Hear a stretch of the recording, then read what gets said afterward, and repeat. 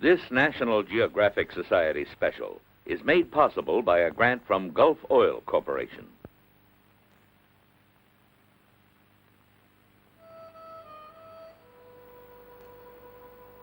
The Yukon River.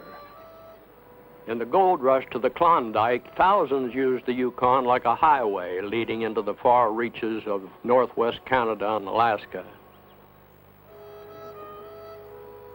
There are easier means of travel now, but the challenge and the romance of exploring the Yukon in the old way still beckons. There's the challenge of the Chilkoot Pass near the Yukon's headwaters.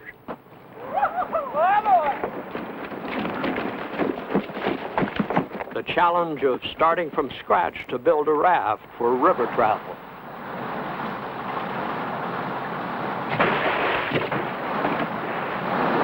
Go left! Go left! There's the constant threat of snags which can claim a man or destroy a raft. Not to mention the pleasant threat posed by the attractions of the town of Dawson. Fine women! Champagne!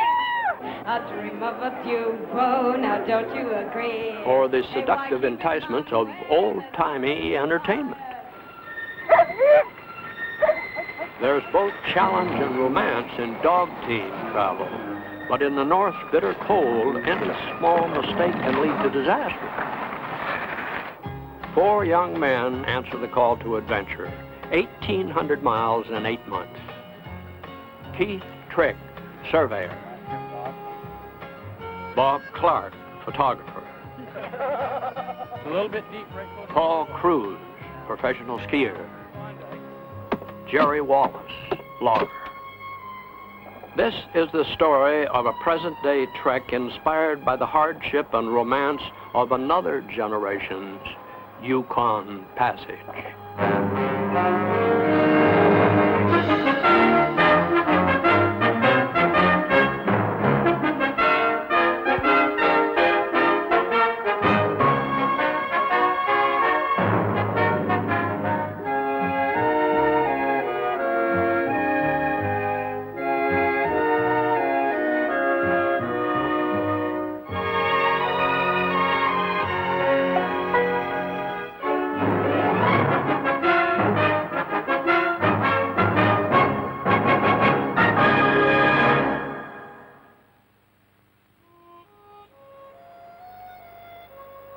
For many of the old-timers, the trail to El Dorado began on an arm of the Pacific Ocean at Dyea, Alaska.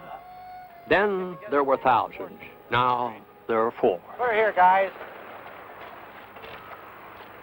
What are we doing? On these logger kind of things? Yeah. Don't pull that. There we go. All right. All 4 of the partners have been attracted by the lure of the wilderness and the frontier life of Alaska. They all attended college, and although they're all pushing 30, the need to be free, to take off, and to see the world has kept them from settling down. Bob Clark, Paul Cruz, Keith Trick, Jerry Wallace. That's Blockman, isn't it? Just because we're out here in the woods doesn't mean that you have to neglect your dental hygiene. Bob Clark, Mr. Clean, even on the trail. I make sure that I keep them. Of course, I don't have any toothpaste. I've got my dental floss. I always have my dental floss. It's an ordinary 2 days hike from the Pacific Ocean to the tree line. The 3rd day is a tough one. Rugged miles up boulder slopes and snow fields, till finally the last, even steeper ascent to the 3,700-foot Chilkoot Pass. I'm afraid to look up. Don't. Don't look down. In the winter of 1897-98, thousands of men ascended this pass. Most had to make the trip many times. Canadian Mounties, posted at the top, would not let a man proceed until he had packed up 1,000 pounds of provisions. The Stampeders were using an old Indian trading trail, which provided the shortest overland access from the Pacific to the interior. Beyond the pass lay 100 miles of connecting lakes. 600 miles from the pass lay Klondike Gold, where Dawson City sprang to life. The raft crew planned to continue beyond Dawson to the Arctic Circle, where men and rafts are easily lost in the wild profusion of channels. Fall will bring crushing ice, so the crew will stop and build a log cabin. After freeze up, they will continue by dogsled to Marshall, an Eskimo village not far from the mouth of the river. The Chilkoot Pass is only the beginning.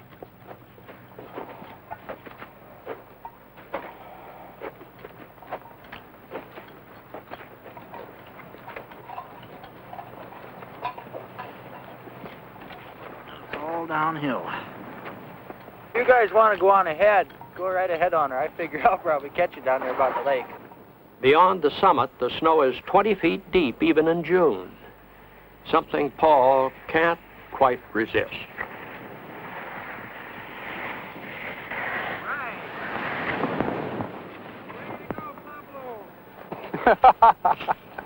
Hey, how come we didn't bring any skis? That's what Bob was just asking. Stupid, I Tally guess. ho over the hill, Paul. He invented lucky ship. Still, cross-country skis and a heavy pack are not something Paul usually has to contend with. All right! A little steeper than I bargained for, and I fell away so quick I didn't have time to get on the right ski.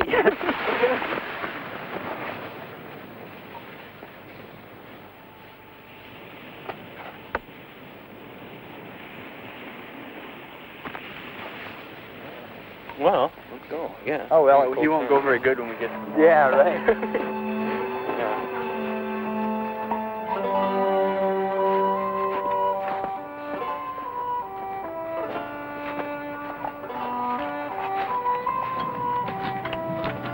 It's a long 4 days on the Stampeders Trail from the Pacific Ocean to Bennett Lake. Here, in the spring of 1898, more than 10,000 people were camped, and the timber was cut to build boats and rafts. The remains of old cabins evoke memories of a time of high adventure and folly. Keith Trick's roots carry him back to those Down times. underground in the iron mines. And finally, my granddad and a couple of his brothers, they heard about the strike up here, and they said, well, sounds like a good place for miners. Never got rich. He had enough money that he didn't believe in welfare and retirement funds and things like that. He figured as long as a guy could work and make a living, well, that's what he had to do. Then he lived on all the money he made right down to the time he died. And when he passed on, he planned it just right. He went out with about $1,000 in his bank account. It must have been quite a spring.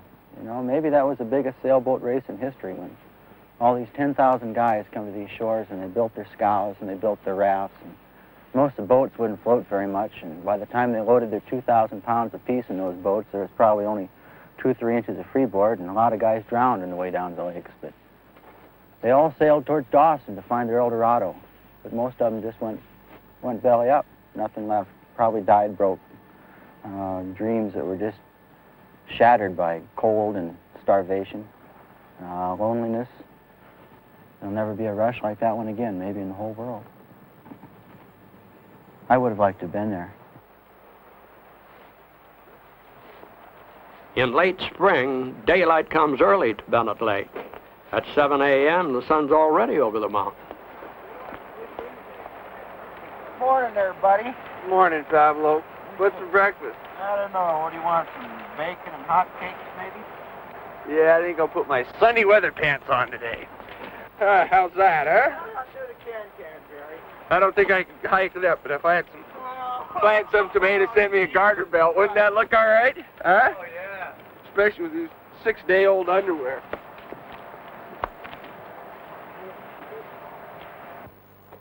Even though it's 80 years since the rush, second-growth timber around the lake is still too small for a large raft.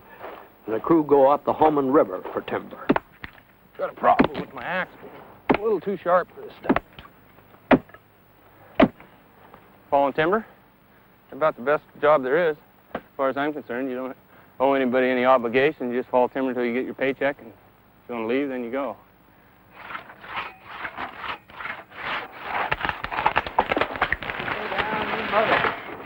Slacker!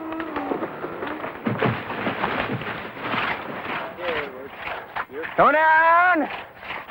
Slack line!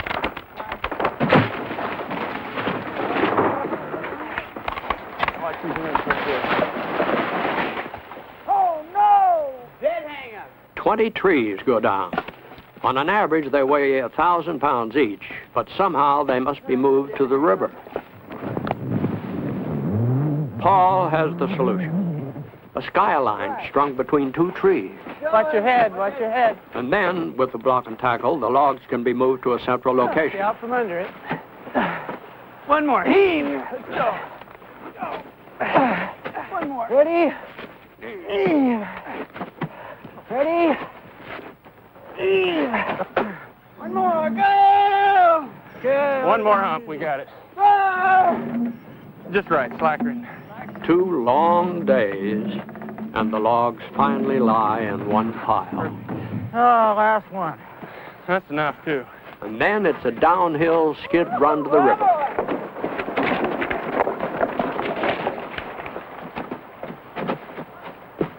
There's a mile still to go to Bennett Lake down a boulder-studded icy river. Guiding the logs downstream is certain to be cold and dangerous. While the other 3 enter the rapids, Jerry, a better logger than swimmer, takes over as anchor man.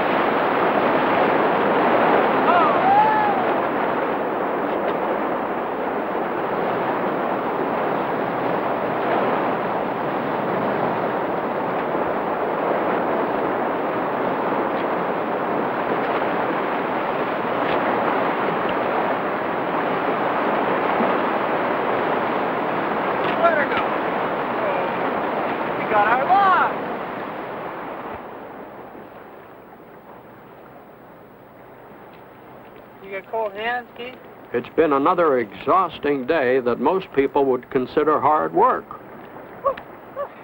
I haven't had that much fun in a long time. Yeah. It's like a couple of donkeys out here just going at it, up and down and back. Gold Rush stampeders sawed their planks with a whipsaw, back-breaking work that broke up many a partnership. Of course, if your partner doesn't know what he's doing down on the other end, see? Too much more of this, and I'm going to shove you right off the end. Shove who? You. Yeah, well, hell, if you can handle your end of it, I'm doing great up here. Yeah, but you never give me enough to saw. Well, if you can't see what's going on up here, how the hell do you know? I'm on my tiptoes trying to get a hold of the darn thing. The thing involved with this trip that makes it all worthwhile are the people. The people you... Walk away! The people you work with, your partners, and especially the people you meet along the river. That's what it's all about. The raft will be 38 feet long, 20 feet wide, weigh about 10 tons. The logs are held together by wooden pegs that are driven into hand-augured holes. And Jerry, peg maker, has his job nicely calculated. But at 300, that makes something like about 25,000 licks with the axe to have the pins together for the raft. Number 48. The partners have shipped in heavy supplies on the narrow gauge railroad built during the gold rush. And as the mast finally goes up, there are those in the crew who doubt it will stay up.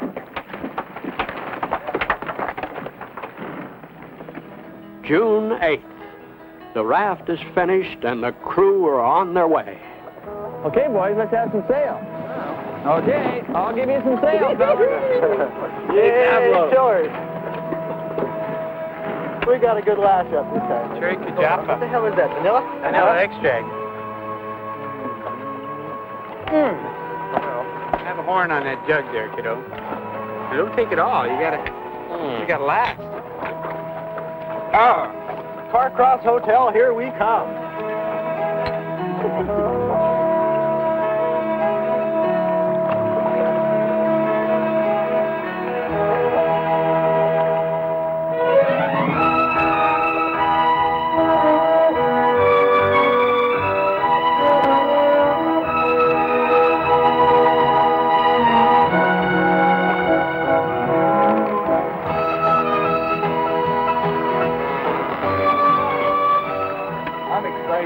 Bacon and egg. All I gotta do is just do this.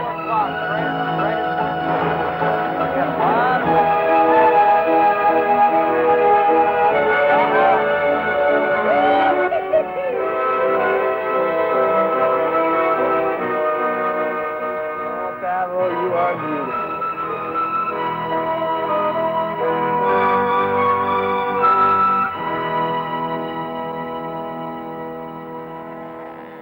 The lakes lead to the river proper. The travel down the river seems peaceful, but the tranquility is deceiving. The sweeps only move the heavy raft slowly from side to side, and sometimes there's no way to control it. Snags, sweepers, sandbars, and jagged rocks have killed many a voyager. We really have to look out for these sweepers. If we run a 10-ton raft under them, it'll knock down the mast, the sail. We'll lose our tent, all our rigging, and our raft will keep on going. We have to send somebody ashore or in the boat to chop them down because we don't want to go under those. Don't waste any strokes on that stuff. Get them in one each. Okay, give her a lick or two on this side, Bob. Kick in for the spar. On the high side, Bob. Just right. Look at it. Oh, wow, we got to feed that on the flag. Okay, Bob. Good chopping.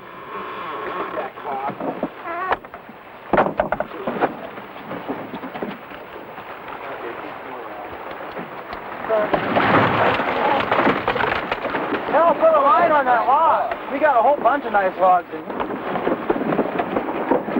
Going around. Watch your head. Up. Just right.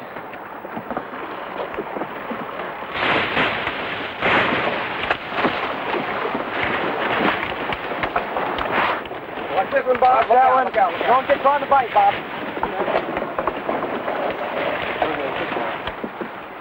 We lose much meat. Grab the meat, Paul. How's the water depth? Oh, we get 14. Deepening? It's running about the same. We had a little bit left. Let's get real shallow. July 12th. The river is high, overflowing its normal channels. Indians, stampeders, steamboat pilots, all have had to feel their way by sounding. Boy, are we grinding up on this Hummer.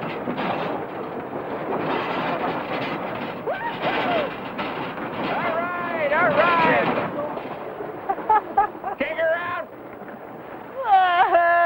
No! Swift current has pushed the raft onto a gravel bar. Well, there's no way to move a 10-ton raft upstream. If it's to be moved, it must be angled off to one side. We're busting again.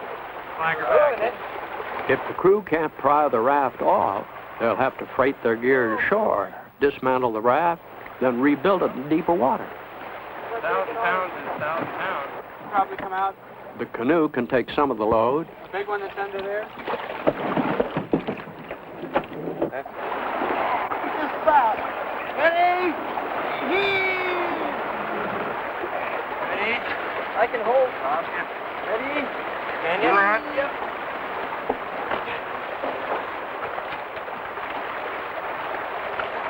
All right.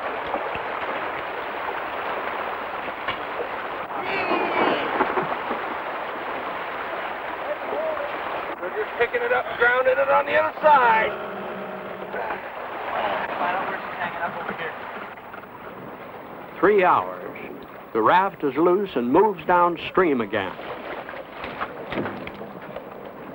Push her in, ways! And grounds again.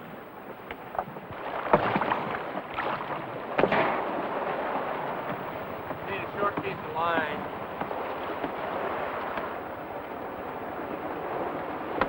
I don't know, Bob. Manpower isn't enough. They rig a boom to help harness the force of the river to wrench the raft free. Ready?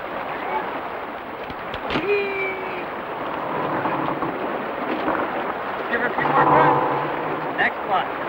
Oh, she's about to go. Off the board, boys. Got her I'll get major. the canoe. Around the corner. Hop on.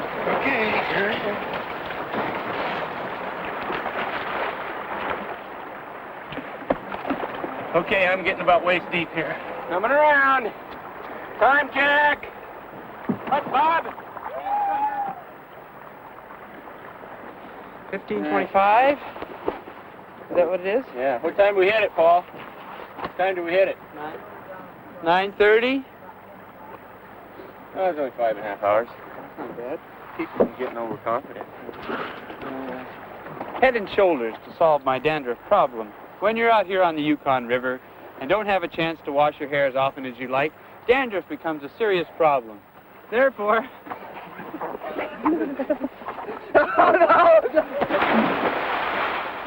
Therefore, you often use head and shoulders and try and rinse.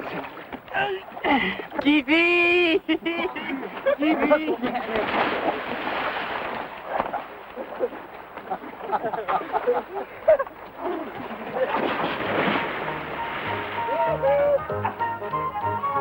King of the mountain! Better go on. Help, Bob!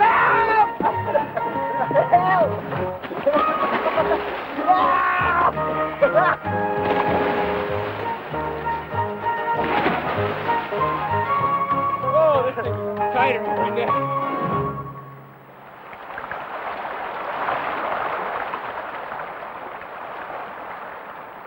July 15th, the raft approaches Five Finger Rapid, where Mounties were stationed to help gold rush stampeders avoid disaster. As we come around this island, we've got to stay really close to the right-hand side.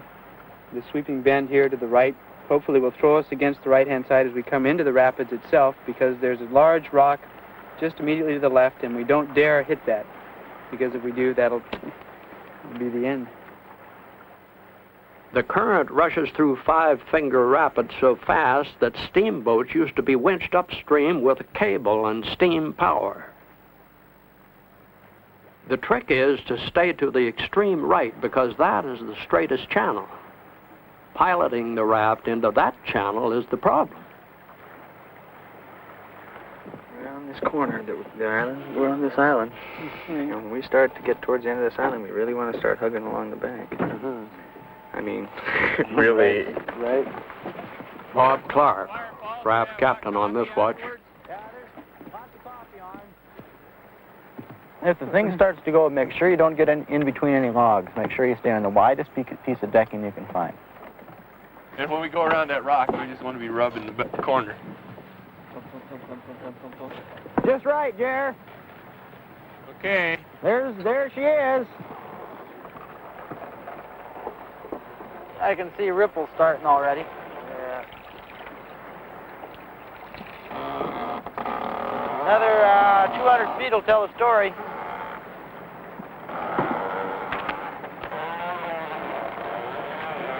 That ain't all that big, is it?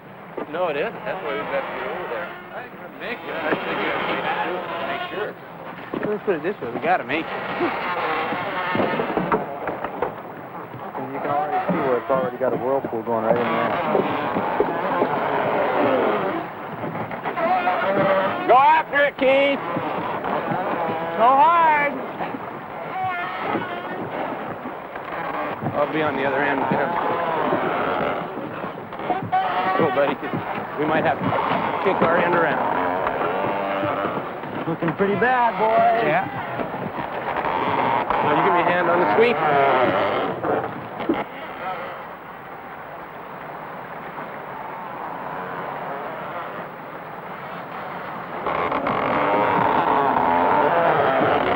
Okay, we better let Keith get ahead.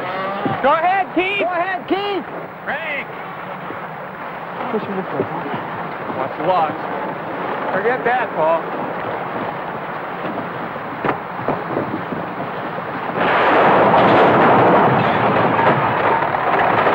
Go around, Paul. Go left. Heads up, you're going down on your side. Okay, let's keep her to the right.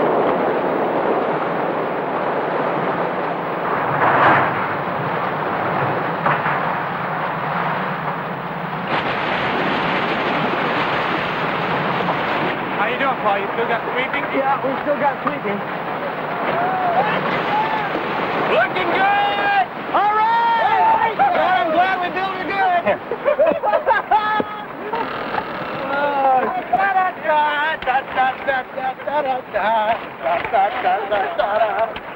Dawson, here we come! She's coming apart. We're losing all our logs. Get a real good deadwalk. Actually, the raft is in no shape to continue. There's a big repair job ahead. Out there just across the river. July 19th. 4 days after the collision, Dawson, Yukon Territory swings into view. The partners have traveled 600 miles to reach the Stampeder's goal.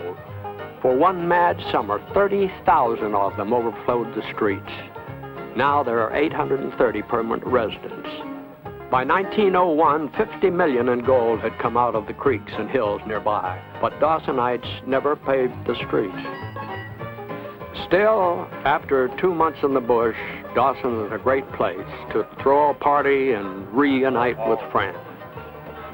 You're not running off. Are you going to keep it tucked behind your ears? Oh, for a while, so you decide to walk out. Thank you.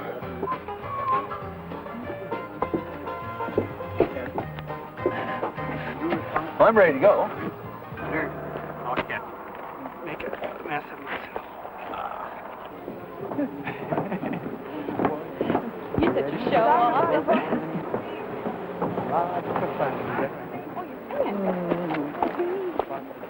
We're going to have us one hell of a good time. He's making eyes. Diamond Tooth Gertie, the takeoff on a gold rush gambling house. My heart, I'm beside him. They let him run his back a ball. He wants to marry me and be my honeybee. Oh well, every minute he gets older now. He's leaning on my shoulder.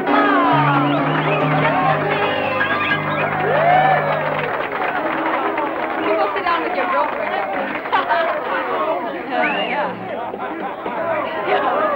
Bring on for you.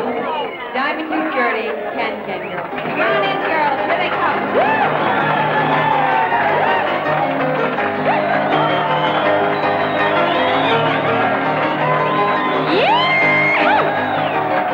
Let's get some clapping going on there. Come on.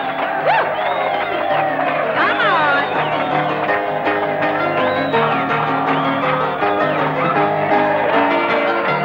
Let's have a hand here for the shady Miss Shawn. Woo! Woo! We hit right square on, and it just kind of folded one sweep on right back, took the tent down. Here we go.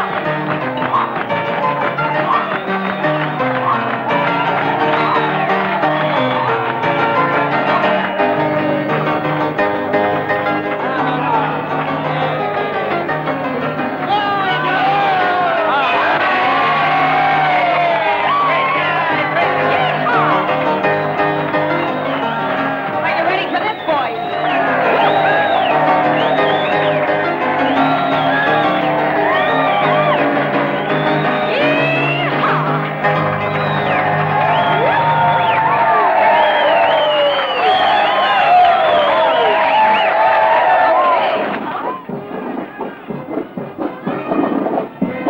Each year, the anniversary of the discovery of gold on the Klondike is the occasion for Dawson's biggest celebration.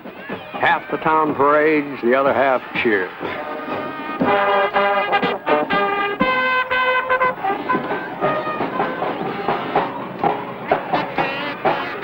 The Klondikers Marching Kazoo Band. The Girl Guides. the Dawson Boxing Club, the Dawson City Museum, the Diamond Tooth Gerties and Palace Grand Theater float, with an assist from the raft crew.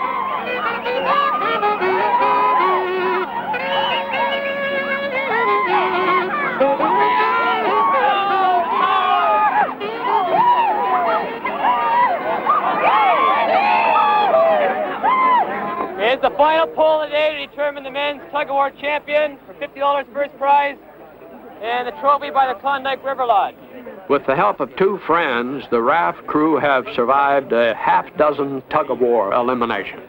So I'd say I'm sure not going to lose in front of all these people. I'll tell you that right now. I don't know if I can have to drag all you guys too, but I ain't losing. Are you ready, Black Mike, then, defending champion?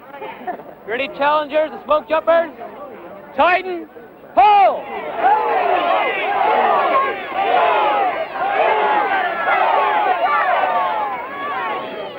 All right, deep.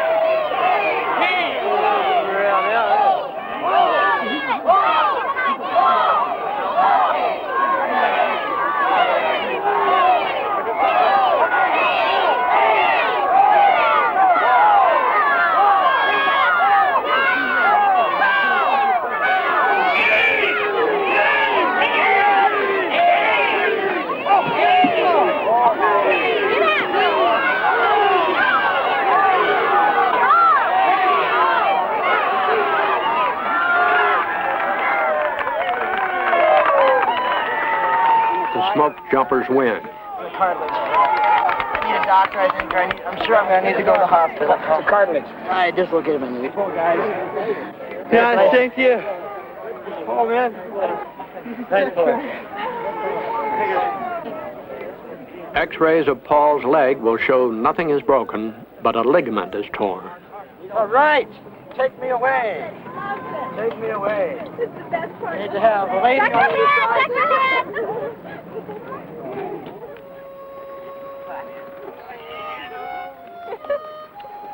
Gold beckoned the stampeders to Dawson, but the Yukon River and the promise of adventure beckoned the raft crew still further. Are you chewing bubble gum? Not bubblegum. You want some of my snooze? We'll see. Their goal, the Eskimo village Marshall, Alaska, is almost twice the distance they've already traveled.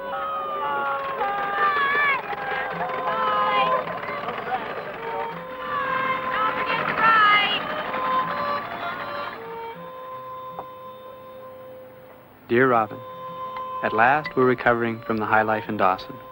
Good food, lazy days, slow thoughts, and plenty of conversation when we want it.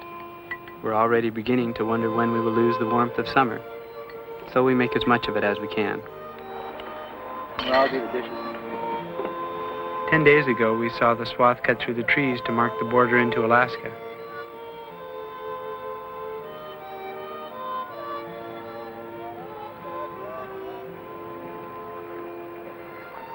Later, we drifted by Calico Bluff in the early morning light. Take a look at this.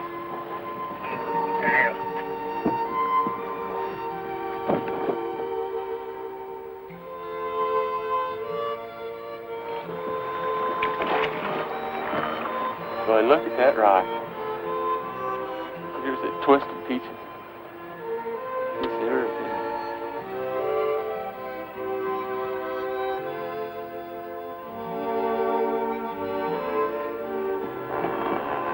Today, we noticed signs of someone living in an old roadhouse.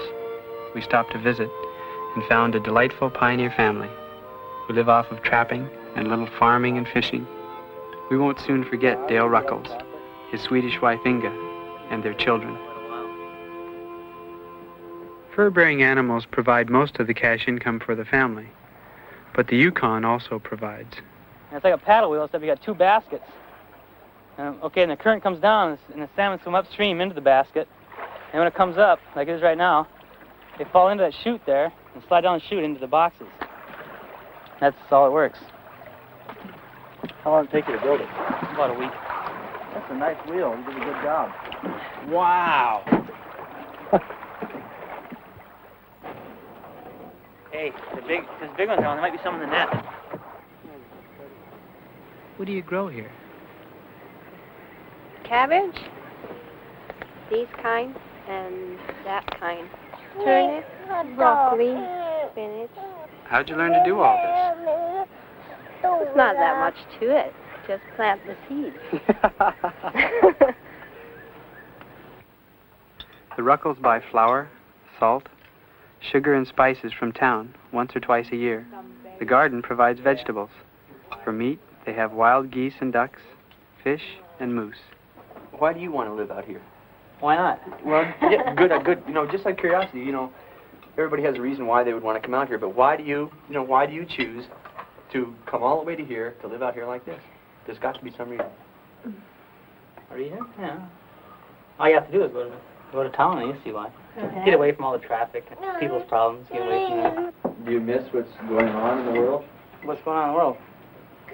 I mean, what does the average person do? They go to the supermarket and they go to I know work. a lot of people read newspapers all the time. Oh, I listen to the radio. I read books. Yeah, I have it in my bag. So what can you miss is Do you get bored? not very often. Do you ever get lonely? No. No. I get more lonely in town than you can out here. A lot of lonely people right in the middle of a big city. 50 miles downriver from the Ruckles family cabin, the land flattens. In late August, the moon makes a low circuit of the sky. Often fog hangs above the surface of the water, and the raft seems suspended in liquid space. Nights are longer now as the sun slides early into the horizon. At night, sometimes there are displays of northern lights, those luminous apparitions of the Arctic sky that have charmed and mystified mankind for thousands of years.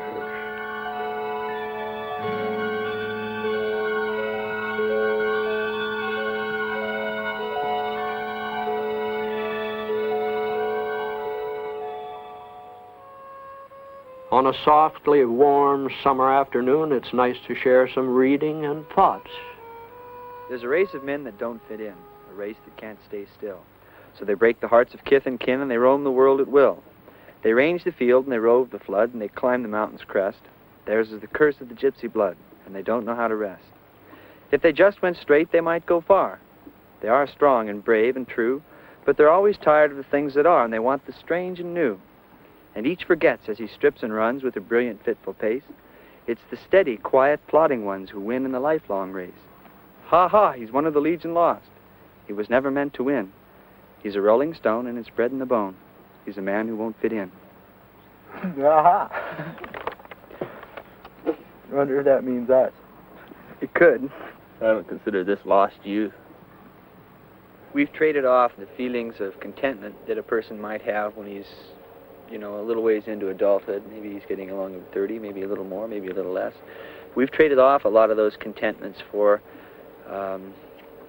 wings, freedom. We're free. If tomorrow we want to take off over that hill and go until whenever, we can do it. And that's the payoff.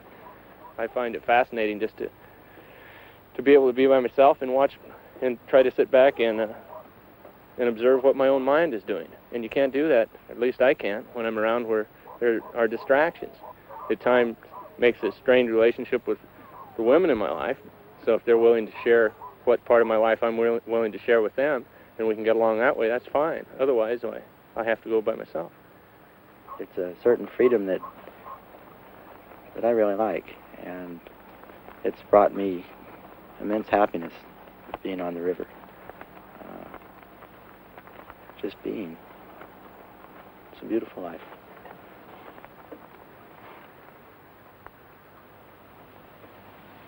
September 11th, near Ruby, Alaska.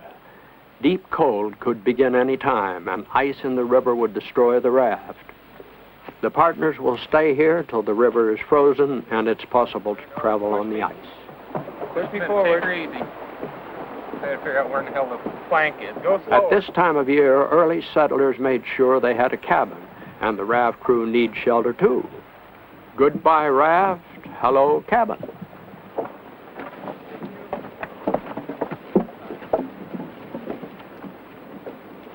Moving up pretty good.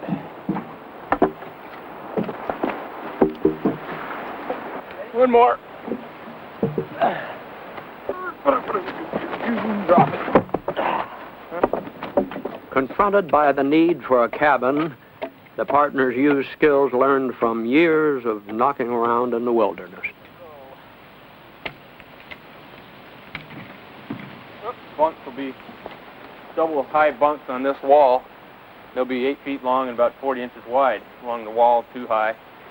And then we're going to have the door, and on this side, the ridge pole, there'll be a window. Here, a pretty fair-sized window, and then a big window here. And there'll be a small window back in the corner, so it'll be just a bit of light coming in for the kitchen. We'll have light coming in from 2 ends, and that'll about take care of it. Sod for insulation and waterproofing. It takes 4 weeks to build the cabin. Snow begins to accumulate October 28th.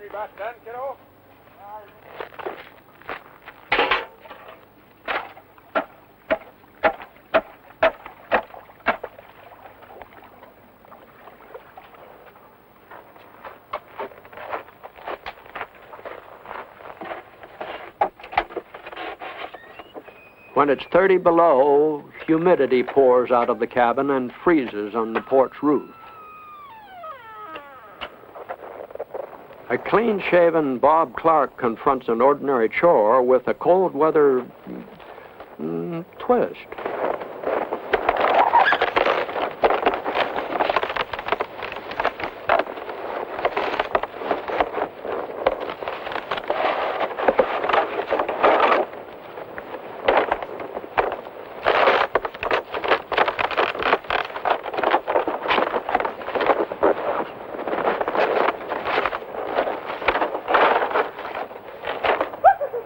There's even a log cabin sauna. Hurry up and open the door!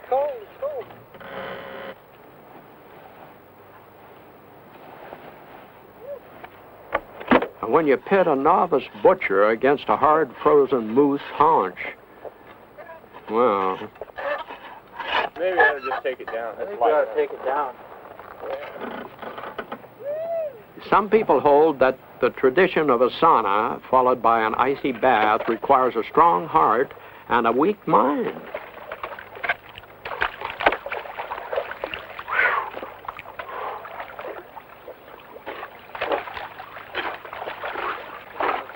Hey, boss! It's beautiful! Well, this moose is tender before it froze.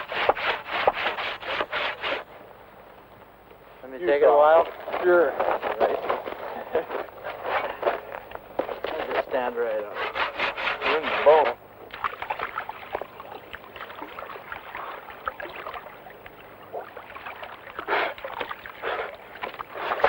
Here it goes!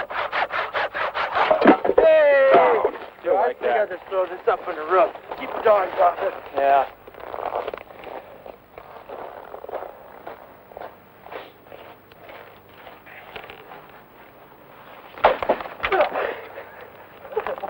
Try it again. I don't know if I can Maybe you better climb up a little closer. Use that stump. Ah.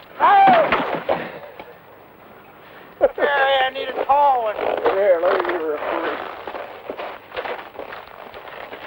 Oh, there's a fish, too. Ah, there you go.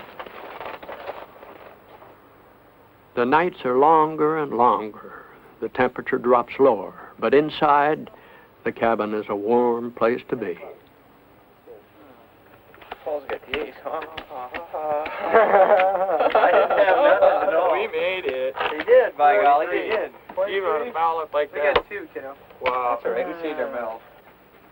Want me to set the table for you? I'll get her. Okay. Lake Bennett, where we built the raft, and we started on our raft trip. Went all the way down the Yukon River here to Dawson City, beyond Dawson, above the Arctic Circle here at Fort Yukon, to just about 20 miles above Ruby, 24 miles exactly. That's where we are right now at the cabin. Now from here, we'll go by dog team. That's right on down past Holy Cross, and over to Marshall. Well, here's our help in the journey downriver. You betcha. The sauna's on fire, guys.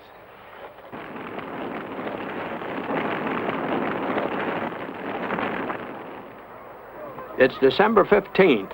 The river is deep frozen, but the weather is comparatively warm, about 0.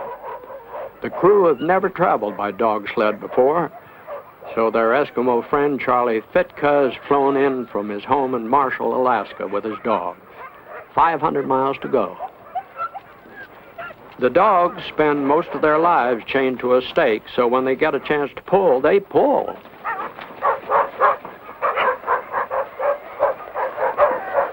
You and me want to take this other one? How many's going with you? 2 guys or just 1? I don't know. Maybe 3 taking off, and then I can pick up another guy down there. 3 take off on that one? Okay, we can push it up. You guys have trouble.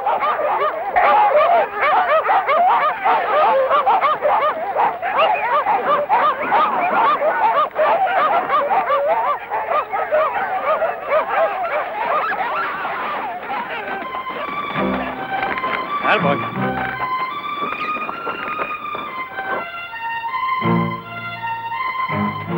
In late December in this area, the sun only climbs above the horizon 4 hours a day. Villages on the river average 25 miles apart, and often there are packed trails connecting them. On such trails, Yukon travel is a golden pleasure.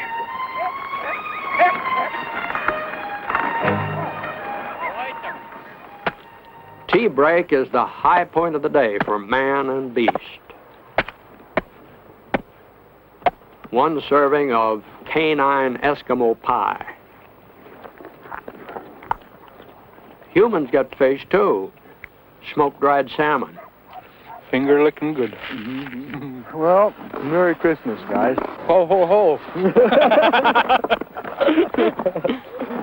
What do we do with when you get big balls of ice in there? You take them off like I did. Mm-hmm. Mm-hmm. With anything you got? With your fingers. With a hammer.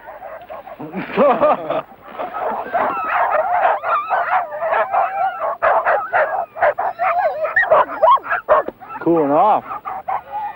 The temperature must really be going down.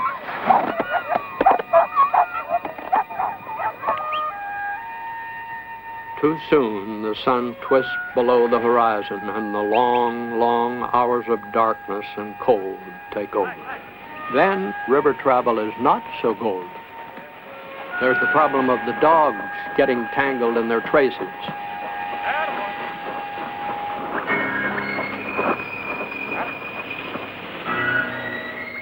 And often the sled refuses to stay on the track.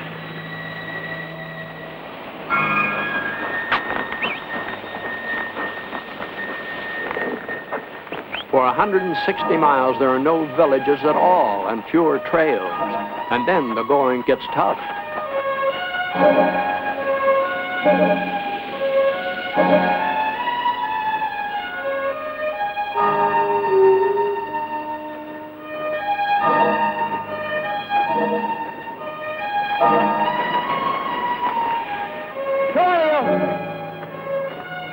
Let's go. Hike! Hike, hike! Come on! Stopped. Now, there's nothing to do but look for snow that's not so deep.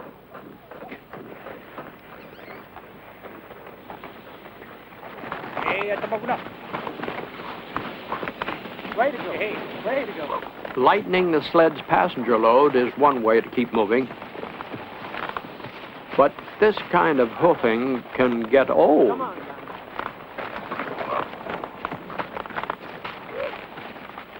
And, ironically, a shift to skis brings on a section of wind-blown ice.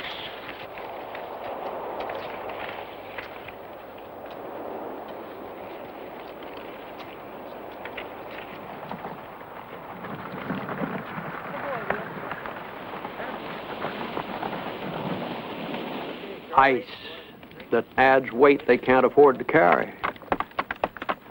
More ice over there than I got on this side.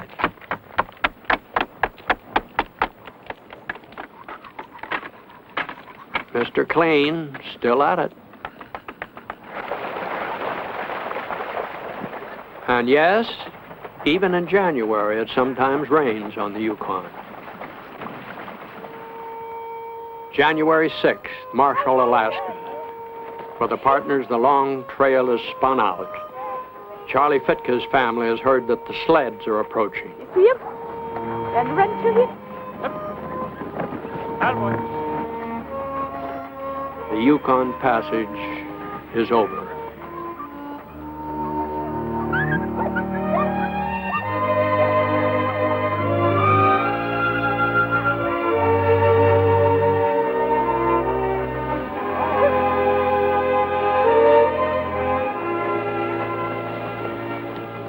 It's like years it's been gone. You couldn't go sneaking back in with that thing? I don't think so.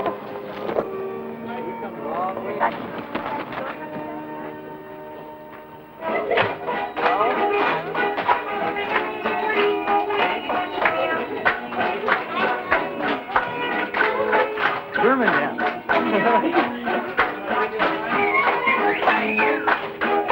How you doing?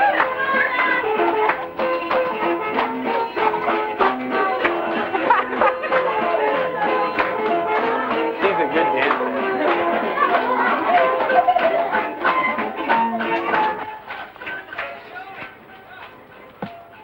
Oh, it's been a good year. I never missed a meal. Didn't get crippled up. Got to spend it with friends. Got to learn new things. It's been a good year. Can't ask for much more. Don't have any money, but then never had any of that to start with. I'm sure we'll all look back with fiery fond memories of the people and the things that we shared. I mean, how could it be any other way? And we'll have stories to tell that our children or our grandchildren they'll roll their eyes, you know? Yeah, I think in perspective, when I'm old, I'll probably look back on this trip and shrug my shoulders and say, oh, well, we're just getting started. There's a lot of things to do in the world, and years keep going by, and if you don't keep doing them, by golly, you'll end up an old man. And then you'll look back and you'll think, man, I should have done this and I should have done that. I'm already thinking ahead to what I want to do next. It's got to be another adventure. Who knows where we'll go next, or if we'll go next. But if I want to go somewhere and I need some real good partners, well, I've got them. And they the same.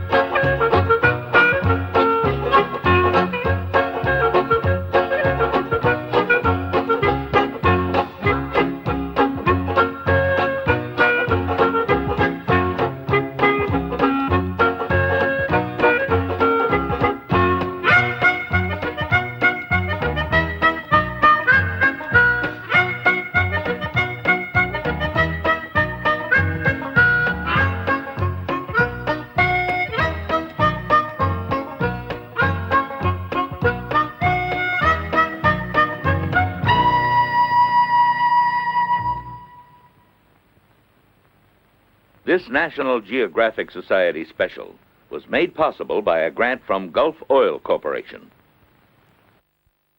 Look out for these other National Geographic releases for your video library. Sharks.